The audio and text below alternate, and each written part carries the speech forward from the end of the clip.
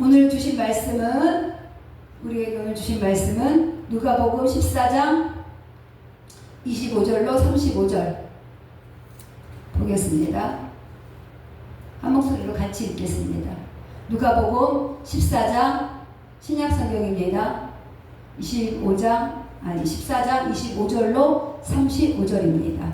같이 읽겠습니다. 수많은 무리가 함께 갈새 예수께서 돌이키사 이르시되 무릇 내게 오는 자가 자기 부모와 처자와 형제와 자매와 더욱이 자기 목숨까지 미워하지 아니하면 능히 내 제자가 되지 못하고 누구든지 자기 십자가를 지고 나를 따르지 않는 자도 능히 내 제자가 되지 못하리라. 너희 중에 누가 망대를 세우고자 할진대 자기의 가진 것이 준공하기까지 족할는지 먼저 앉아 그 비용을 계산하지 아니하겠느냐. 그렇게 아니하여 그 기초만 쌓고 능히 이루지 못하면 보는 자가 다 비웃어 이르되 이 사람이 공사를 시작하고 능히 이루지 못하였다 하리라. 또 어떤 임금이 다른 임금과 싸우러 갈 때 먼저 앉아 1만 명으로서 저 2만 명을 거느리고 오는 자를 대적할 수 있을까 헤아리지 아니하겠느냐. 만일 못할 터이면 그가 아주 멀리 있을 때 사신을 보내어 한친을 청할지니라. 이와 같이 너희 중에 누구든지 자기의 모든 소유를 버리지 아니하면 능히 내 제자가 되지 못하리라. 소금이 좋은 것이나 소금은 만일 그 맛을 잃으면 무엇으로 짜게 하리요. 땅에도 거름에도 쓸데없이 내버리느니라. 들을 귀 있는 자들은 들을지어다 할지니라. 아멘. 네, 오늘 말씀은 누가복음 14장 25절로 35절인데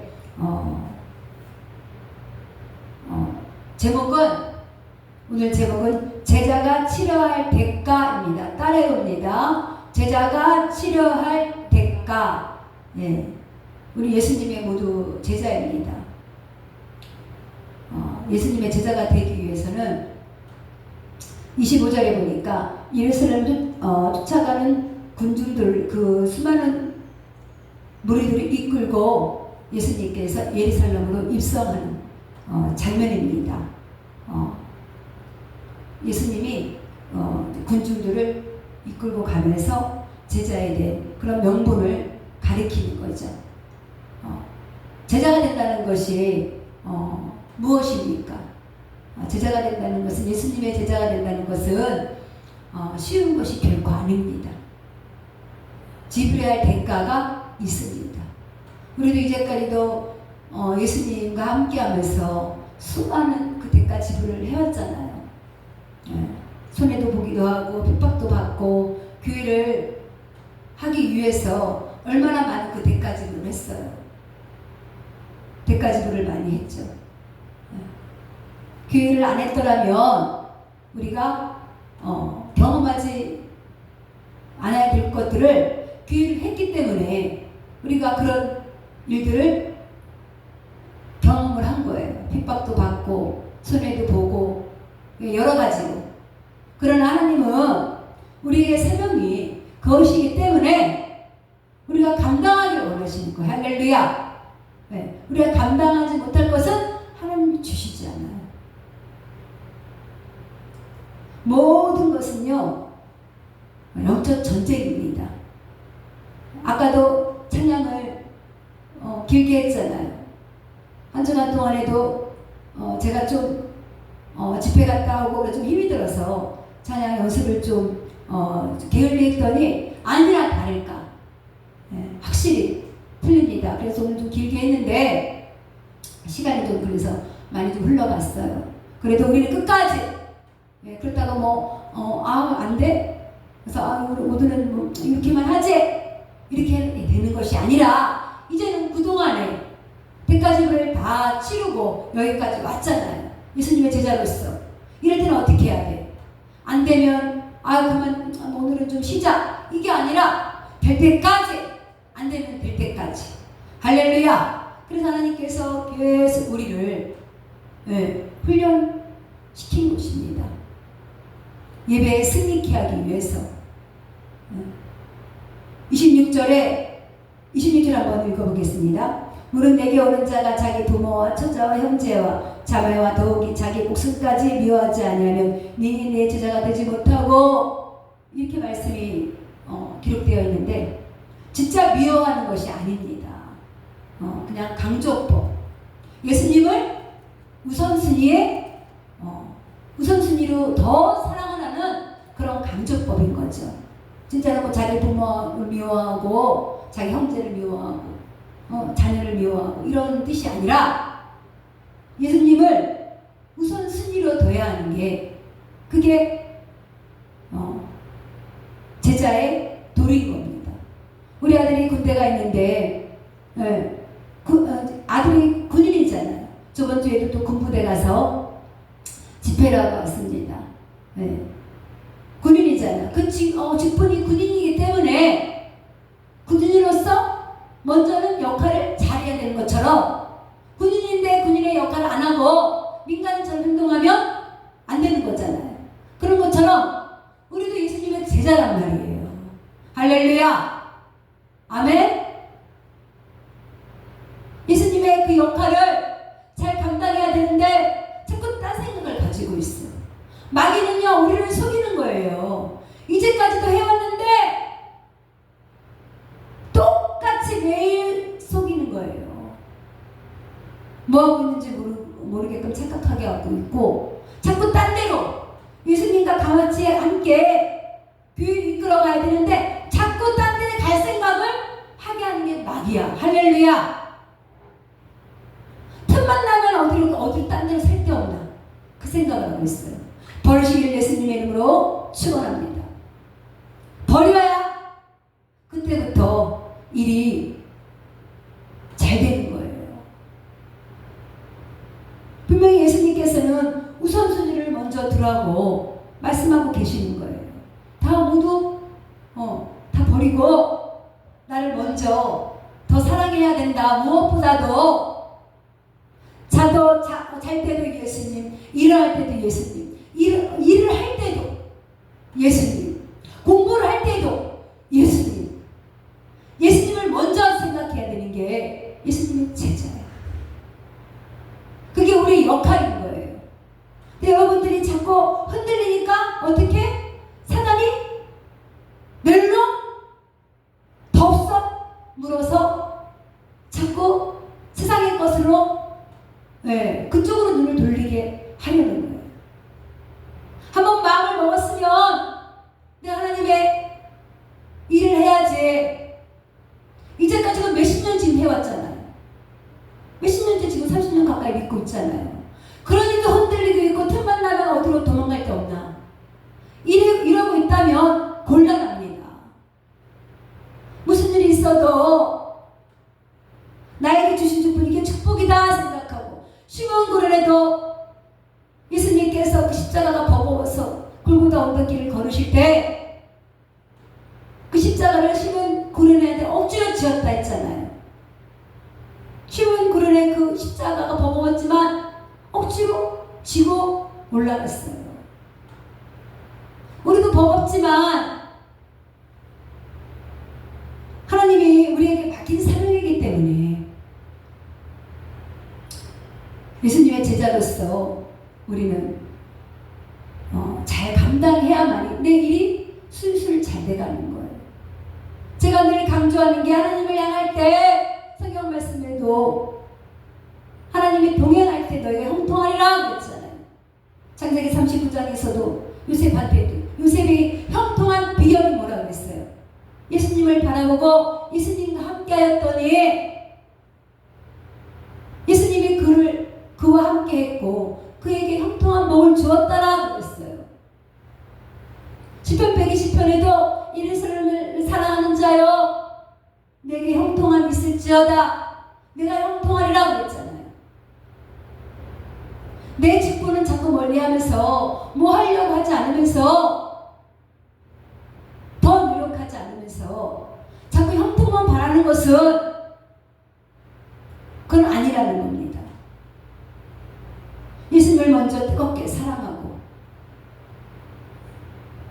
온전히 예수님을 사랑할 때 내 모든 필요가 채워지고 할렐루야. 이 생각만 해도 그럴 때 생각만 해도 하나님이 채워주시는 거예요. 빌립보서 4장 19절 말씀인가요? 거기에도 네 필요를 다 하신다고 했어. 하나님이 네 필요를 채워주리라. 예수님께서 우리가 더 필요한 걸 더 잘하셔요. 뭘 필요한지 더 잘하시는 분이 하나님이에요. 예수님이에요. 그 사람의 다 그 십자가가 있는 거예요. 2000년 전에 십자가는 로마의 사형틀이었습니다. 그 로마의 사형틀에 예수님이 박히신 거예요. 십자가 못 박히신 거예요. 죄악의 죄를 진 자들이 조국을 배신하고 가장 악독한 자들을, 그런 자들을 처형할 때 십자가 형틀에 처형을 시키는 거예요. 그런 십자가 형틀에 예수님이 다니셨어요. 죄를 짓지 않으셨는데. 그런 예수님을 바라봐야 되는 줄로 믿습니다. 우린 예수님의 제자입니다. 할렐루야. 따라해봅니다. 나는 예수님의 제자입니다. 따라하세요. 나는 예수님의 제자입니다. 예수님의 제자예요. 이제까지 해왔는데 아직도 모르고 있다 그러면 그럼 참 곤란한 거예요. 사명이 흔들릴 수도 있고 모를 수도 있어요. 그러나 이 시간 이후로 이제는 흔들리면 안 됩니다. 절대 복종이라는 대가를 우리는 또 지불해야 됩니다. 하나님 앞에 순종함으로써, 절대 복종함으로써 우리는 나가야 돼요. 누가 뭐라 그래도. 많은 사람들이 세상을 쫓아가죠. 세상은 마태복음 7장에도 뭐라 나와 있냐면, 세상의 길은 넓어서 많은 자들이 그리로 가지만 사망의 길이고 좁은 길은 협착하고 좁아서 사람들이 가지 않으나 그 길은 생명의 길이라고 했습니다. 할렐루야. 그 길이 생명의 길인 거예요. 십자가의 길은 좁아서 많은 자들이 가지 않아요. 감당하려 하지 않아요. 세상의 길은 넓잖아. 넓으니까 넓은 길로 자꾸 가다 보면 사망의 길이라는 거예요. 자꾸 내가 행복한 것만, 내가 하고 싶은 것만 찾다 보면 결국은 사망만 있다라는 거예요. 그러나 예수님의 제자는 당장은 힘들고 싫지만, 뭔지 모르지만 예수님만 쫓아가면 할렐루야, 그것이 축복의 길이고 형통의 길이라는 것입니다.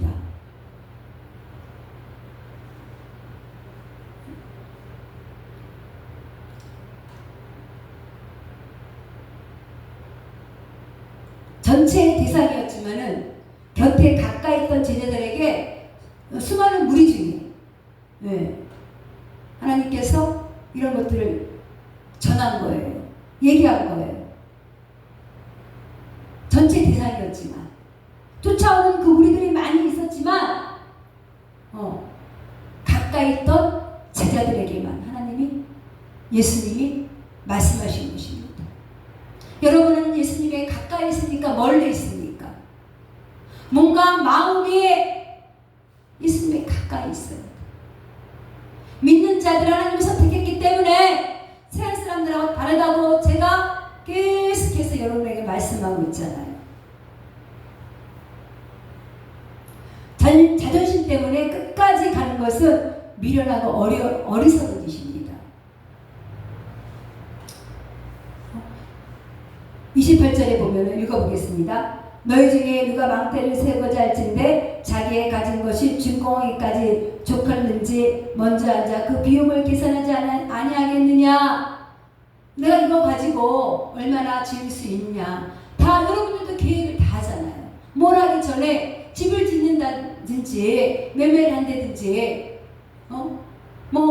사업을 한다든지 뭘 할 때 계획을 가지고 있을 때 내가 이만한 비용으로 이 정도 들어가지 않겠나, 이런 걸 다 계산하잖아요. 그러나 제자는 그 손해를 보면서까지 따라가는 게 예수님의 제자예요. 그 손해를 보면서 내 제자가 내 제자로 따르겠느냐, 예수님이 그러시는 것입니다. 예수님을 믿을 때 우리에게 얻어지는 것이 있습니다. 우리에게 축복이 되는 것이 있습니다. 첫 번째는 구원입니다. 영생.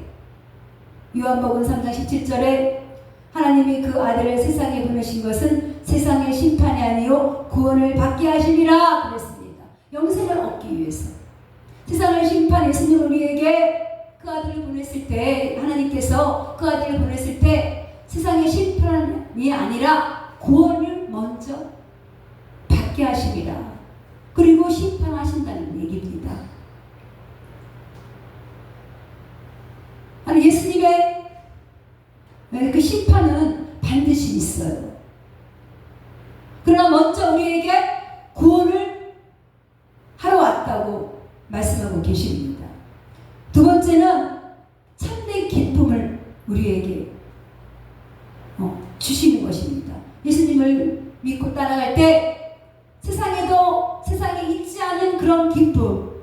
요한복음 7장 38절에 배에서 생수가 흘러나오리라 누구든지 나를 따르거든.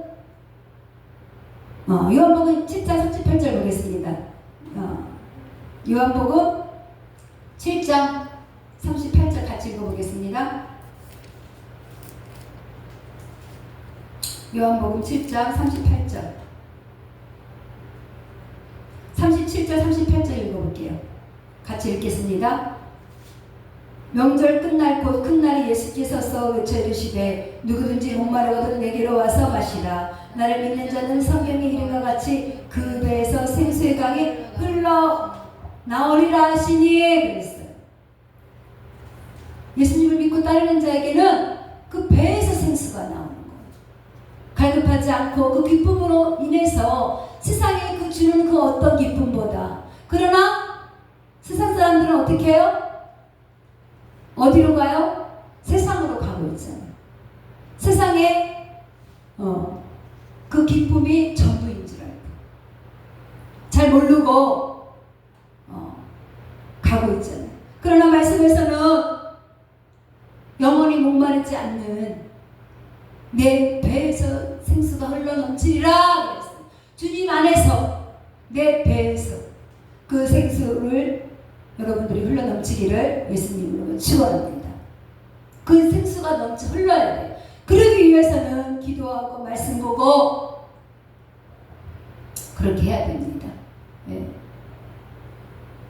요한복음 14장 27절에 보면은 세 번째는 우리에게 평안을 준다 그랬어요. 요한복음 14장 27절 보겠습니다.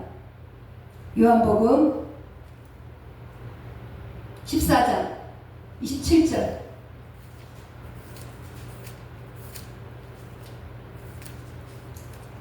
평안을 너에게 끼치니 곧 나의 평안을 너에게 주노라 그랬어요. 우리에게 참된 평안을 주는 거예요. 이 세상은 평안은 참된 평안이 아닙니다. 예수님께서 주시는 그 평화가 참된 평안입니다. 예수님을 믿을 때 첫 번째 구원을 얻고 두 번째는 기쁨을 우리에게 참된 기쁨을 주고 세 번째는 평화와 평강을 우리에게 주신다고 했습니다. 또 우리가 또 지불해야 할 것들이 또 있습니다.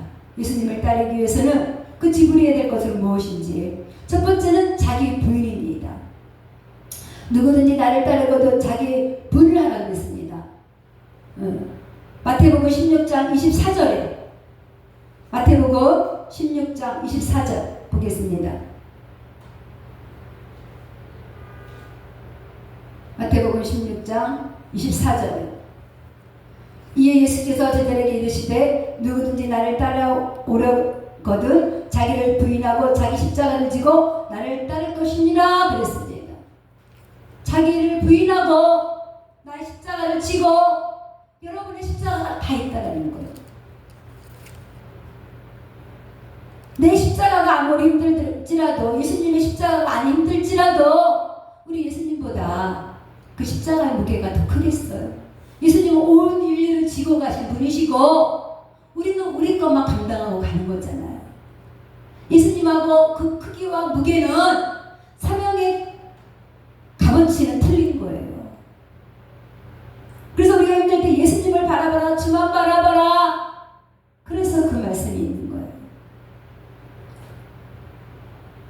예수님을 바라보고 가시기를 축복합니다.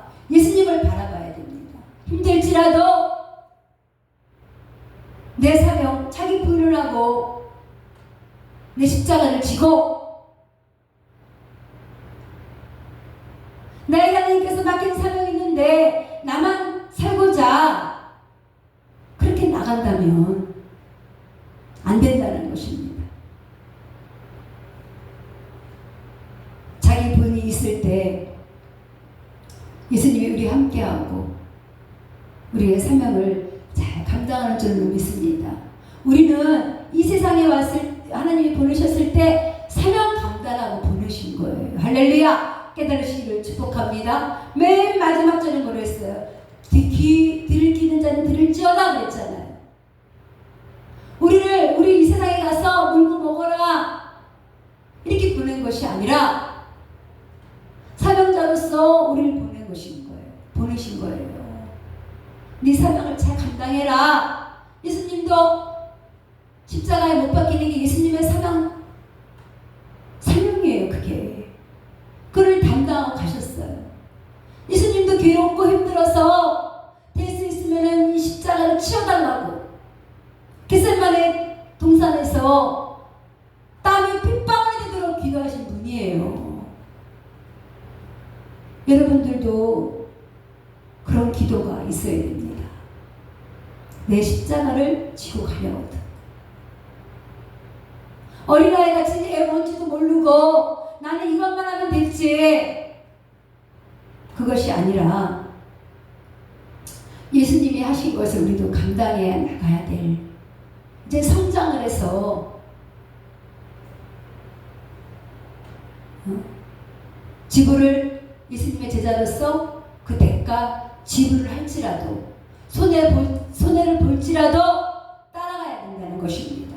결코 쉽지 않습니다. 그러나 내가 이것을 잘 감당했을 때 하나님께서 우리에게 축복을 주신다. 약속을 하셨잖아요. 두 번째는 첫 번째는 자기 부인이고 두 번째는 물질과 시간을 예수님께 드려야 됩니다. 마태복음 6장 38절 보겠습니다.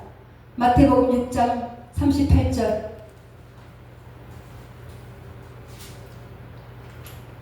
마태복음 6장 38절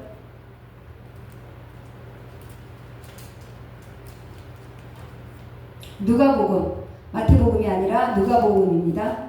누가복음 6장 38절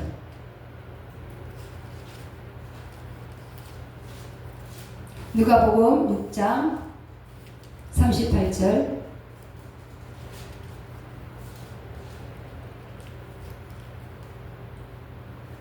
주라 그리하면 너에게 줄 것이니 곧 후이 되어 누르고 흔들어 넘치도록 하여 너에게 안겨주리라. 너희가 헤아리는 그 헤아림으로 너희의 헤아림을 두루 받을 것이니라 그랬습니다. 주라 하나님이 그냥 주는 것이 아니라 누르고 흔들어서 후이 너희에게 안겨주리라. 하나님과 물질과 시간을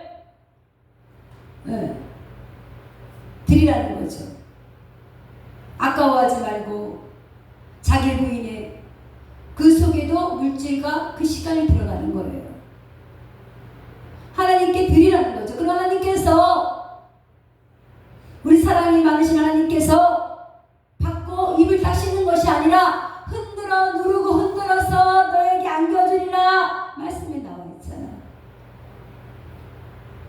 하나님께 드림으로써 더 많은 축복을 받기를 축복합니다. 또 거기에 핍박도 따릅니다. 핍박이라는 대가가 있습니다. 마태복음 5장 10절에 이를 위하여 핍박을 받는 자는 복이 있나니 천국이 저희 것이며 그랬어요. 예수님의 사명을 감당하기 위해서 가다 보면 이 핍박은 환난과 고통은 짜여져 있는 그런 것일 수도 있어요. 예수님도 그 핍박을 감당하셨고 우리도 예수님을 따라가는 제자이기 때문에 피할 수 없는 것입니다. 그래서 예수님께서 뭐라 그랬어요? 너희는 강하고 담대하라 세상을 이겨노라 그랬죠. 내가 세상을 이겨노라 그랬잖아요. 예수님께서 세상을 이겼기 때문에 우리는 강하고 담대하게 가는 것입니다. 할렐루야. 네. 내가 나를 부인하고 가면 결국은 내가 되어 있는 것입니다. 나의 역할을 잘하고 가는 것입니다. 보면은 이거 얘기 중에서 자기를 부인하고 핍박도 물질 이런 얘기를 다 했잖아요. 그 중에서 가장 힘든 게 뭐냐면요, 물질이 가장 힘든 거예요. 가장 사명자들 목사님들 보면요, 여기에서 많은 자들이 다 주저앉고 시험 들고 다 포기하고 그래요. 그런 것들을 저는 수도 없이 많이 봐왔습니다. 우리는 그렇지 않게 되기를 축복합니다. 말씀을 믿으세요. 그래서 하나님 앞에 인색하면 안 됩니다. 하나님 앞에 인색하면 말씀이 하나님께서 주라 그리하면 너희에게 누르고 흔들어서 너희에게 안겨주리라 그랬는데 이런 축복을 못 받는 거잖아요. 인색하면. 자기 돈 시간은 내 것이 아닌 거예요. 사실은. 태어나면서 우리는 빌려 쓰고 시한부의 그런 돈이에요. 이 물질도 빌려 쓰고 있는 거예요. 사실은 다 주님 거잖아요. 하나님 것을 하나님께 드린 것인데 자기 것으로 생각하기 때문에 인색하고 아까운 겁니다. 하나님 거예요. 하나님 거. 하나님이 주신 겁니다. 하나님께 우리가 드림으로써 하나님이 더 풍성하게 채워준다고 말씀에는 분명히 기록되어 있습니다. 믿으시기를 축복합니다. 믿어야 됩니다. 자기를 부인할 때 진정으로 나를 발견하는 것입니다. 내가 무엇인지 자기를 부인하고 나갈 때 마태복음 19장 21절에 모든 소유를 팔아 가난한 자를 주라 그랬어요. 예수님의 제자가 되려거든 모든 소유를 팔아서 가난한 자에게 주라. 하나님 나라를 세우라는 거죠. 그런 일들을 우리가 감당해 나갈 때 하나님이 기뻐하시고 더 풍성하게 우리에게 더 주는 거예요. 모든 믿음에 있는 사람이 이 믿음을 가지고 나가고 있는 겁니다. 다 그들이 하나님께 드리고 섬기고 자기 소유를 팔아서 가난한 자들을 섬기고 하나님이 기뻐 받으셔서 더 풍성하게 채워주시고 내 자녀들을 축복하시고 대대손손 형통하게 하신 줄로 믿습니다. 하나님 그렇게 하시는 거예요. 우리를 사랑함으로써 하나님의 사명자를 사랑함으로써 축복하시는 것입니다. 믿으세요. 주님을 믿으세요. 물질을 가지고 가난한 자에게 평생을 써라. 권력을 가지고 가난한 자에게 평생을 써라. 예수님은 이 말씀을 하고 계시는 것입니다.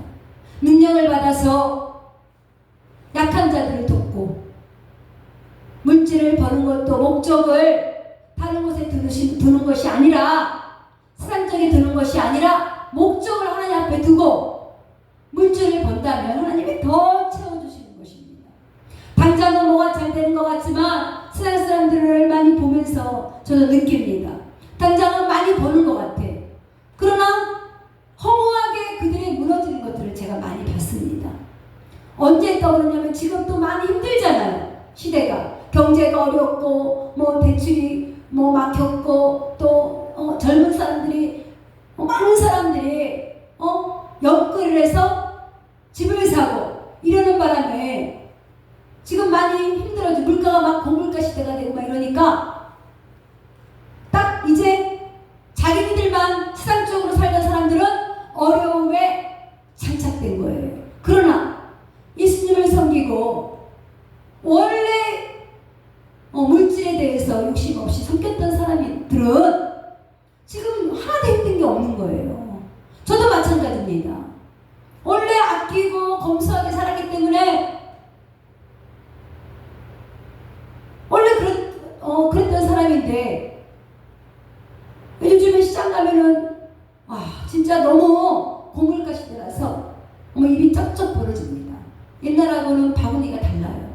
그런데도 아끼면서 전략하면서 그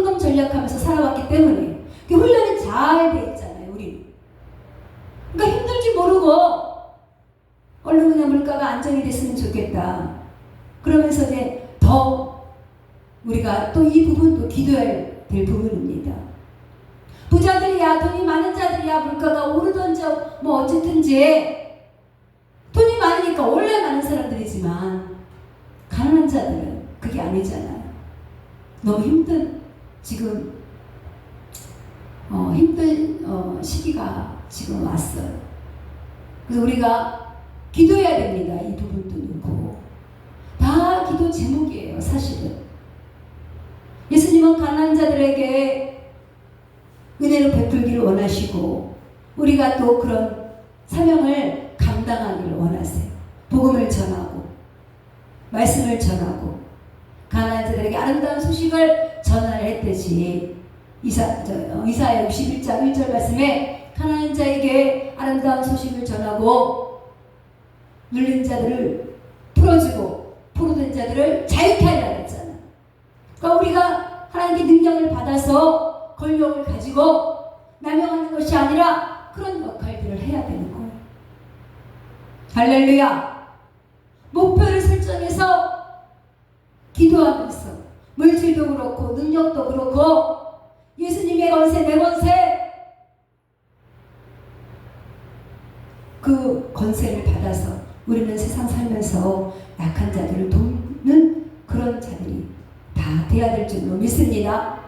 33절에 보면 너희가 만일 선대하는 자만을 선대하면 칭찬받을 것이 무엇이냐 죄인들도 이렇게 하느니라 그랬습니다. 소금이 그것을 그 맛을 잃으면 무엇으로 짜게 하리요? 바닷물의 염도는 어느 정도 되나요? 2.8도에 3.2도 정도 되나? 그 바닷물의 그 염도가 있듯이 그리스도인은 빛과 소금이라고 했잖아요. 그 소금에 그 맛이 있어요. 그 맛을 잃으며 무엇으로 짜게 하리요? 교회는 고난을 통해서 참된 예수님의 제자가 되는 것입니다.